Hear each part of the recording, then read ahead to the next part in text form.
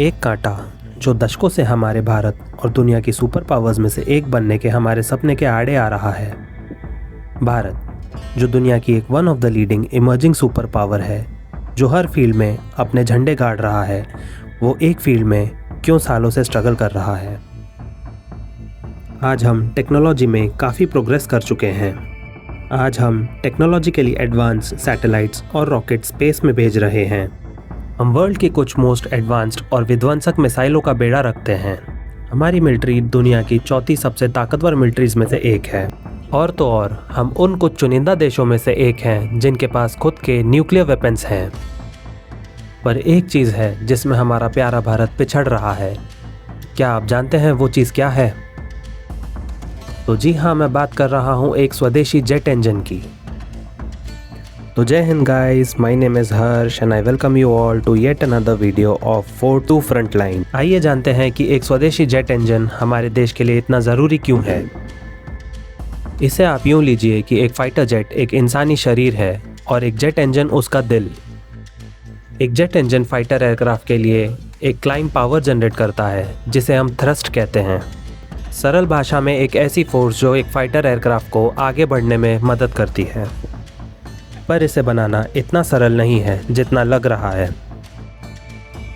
अब ज़रा सोच कर देखिए, सुखोई जो हमारे लीडिंग स्ट्राइक एयरक्राफ्ट्स में से एक है, जो अपनी डॉग फाइट एंगेजमेंट्स के लिए जाना जाता है। Made in Russia, well best of the best Rafale, जिसके कारनामों के बारे में आपने ऑपरेशन सिंदूर में बखूबी सुना होगा। मेड इन फ्रांस, और तो और हमारा खुद का स्वदेशी लाइट कॉम्बैट एयरक्राफ्ट तेजस, जो कि है तो मेड इन इंडिया, पर इसका इंजन आता है जनरल इलेक्ट्रिकल्स कंपनी से, जो कि है मेड इन यूएस। ये कोई टेक्नोलॉजिकल इशू नहीं, ये हमारी नेशनल सिक्योरिटी का एक चोक पॉइंट है।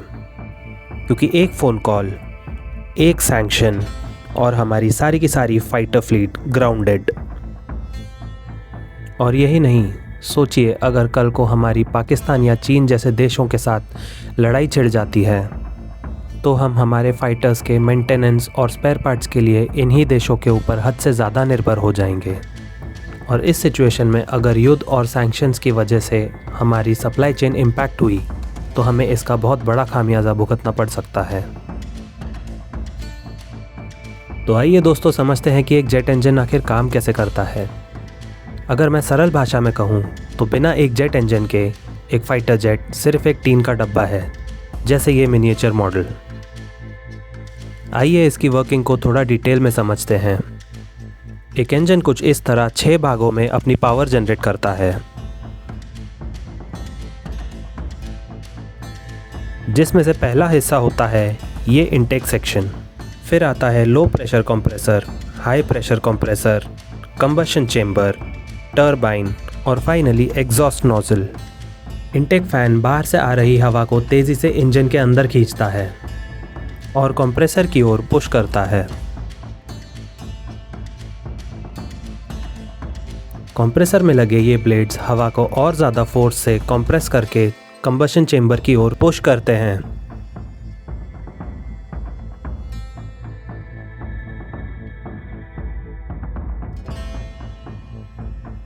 अब कंबशन चेंबर में असली खेल होता है, यानी कि फ्यूल इंजेक्ट होता है।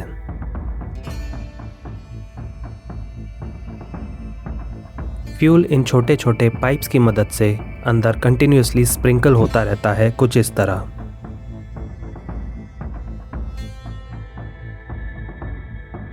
और इस फ्यूल को बर्न करने के लिए अंदर कुछ इस तरह के स्पार्क प्लग्स लगे होते हैं।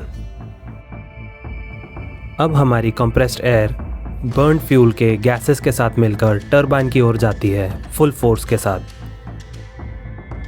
अब टरबाइंस का काम होता है एक ताकतवर फोर्स जनरेट करना थ्रू मल्टीपल रोटेशंस पर मिनट अंडर हाई टेम्परेचर।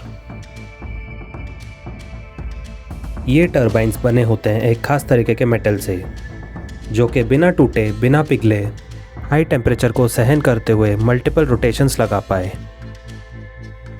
अब आखिर में आता है एग्जॉस्ट नोजल। दोस्तों, ये एग्जॉस्ट नोजल और कुछ नहीं बल्कि थ्रस्ट है। थ्रस्ट मतलब कि एक ऐसी फोर्स जो कि एक फाइटर जेट को आगे पुश करती है और उसे क्लाइंब पावर देती है। जितना ज़्यादा थ्रस्ट उतनी ज़्यादा स्पीड। अब होती है हमारे हीरो की एंट्री।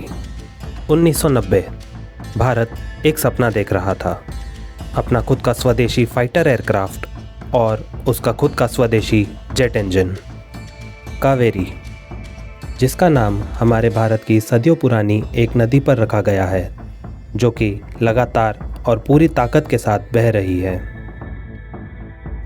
तो फिर ऐसा क्या हुआ जो हमारा कावेरी आसमान की ऊंचाइयों को नहीं छू पाया? इसका पहला कारण है कावेरी का साइज और उसका वज़न। कावेरी में लगे उपकरण इसे एक बेहद ही वज़नदार इंजन बनाते हैं और एविएशन इंडस्ट्री का लॉजिक कहता है कि जितना भारी विमान उतना ही negative performance impact. Number 2, turbine blades. जैसा कि मैंने आप सबको पहले भी बताया था कि ये टर्बाइन ब्लेड्स एक विशेष प्रकार के धातु के बनाए जाते हैं जो कि बिना टूटे बिना जले हज़ारों रोटेशंस दे पाए हाई टेम्परेचर में भी। सुपर पावर कंट्रीज़ के पास ये सिल्वर ब्लेड टेक्नोलॉजी मौजूद है पर हमारे पास नहीं, जिसकी वजह से कावेरी के कई टेस्ट असफल हुए हैं क्योंकि हमारे टर्बाइन ब्लेड्स हाई टेम्परेचर में या तो पिघल जाते हैं या हाई रोटेशंस पर मिनट देने के चक्कर में टूट जाते हैं। अब आप सबके मन में एक सवाल आ रहा होगा कि हम अपनी फ्रेंडली कंट्रीज से ये टेक्नोलॉजी खरीद क्यों नहीं लेते? तो मेरे दोस्त, ये दुनिया है, यहाँ कोई अपनी राजगद्दी किसी और के साथ बांटना नहीं चाहता। कारण नंबर 3, बजट एलोकेशन। आप सब बहुत ही अच्छे से जानते हैं कि हमारे देश में R&D को कितना ही बजट एलोकेट किया जाता है। अब आता है वो अनचाहा डिसीजन जो हमें मजबूरी में लेना पड़ा। तेजस तो बनकर तैयार था पर कावेरी नहीं, इसीलिए हमें अमेरिका की जनरल इलेक्ट्रिकल्स के साथ इंजन्स की डील करनी पड़ी। तेजस तो आसमान में था पर कावेरी ज़मीन पर ही रह गया। हम कई महत्वाकांक्षी प्रोजेक्ट्स पर काम कर रहे हैं जैसे कि तेजस मार्क 2 और स्टेल्थ प्रोजेक्ट एम का। इसके साथ ही साथ हम कई आधुनिक ड्रोन बनाने में भी पीछे नहीं हैं। हमें ज़रूरत है तो भारतीय सरकार के पूर्ण सहयोग और हमारे बेस्ट टैलेंट को एक्वायर करने की, जो हमारे कावेरी जैसे प्रोजेक्ट्स को ज़मीन से आसमान की ओर ले जाएं। और यकीन मानिए, जिस दिन ये हो गया उस दिन हम सही मायने में एक सुपर पावर कहलाएंगे। और यकीन मानिए, विश्व शांति और मानवता का कल्याण भारत से होकर ही गुजरेगा। अब मैं आपसे पूछना चाहूँगा कि हमें भविष्य में ऐसे क्या कदम उठाने चाहिए जो हमारे ऐसे भविष्य के ज़रूरी प्रोजेक्ट्स बेहद ही जल्दी से और एक्यूरेसी के साथ कंप्लीट हो सकें। कमेंट करके ज़रूर बताइएगा। और अगर वीडियो पसंद आया हो तो please do like and subscribe ताकि हम भविष्य में और ऐसे इन्फॉर्मेटिव वीडियोज़ बनाते रहें। जय हिंद।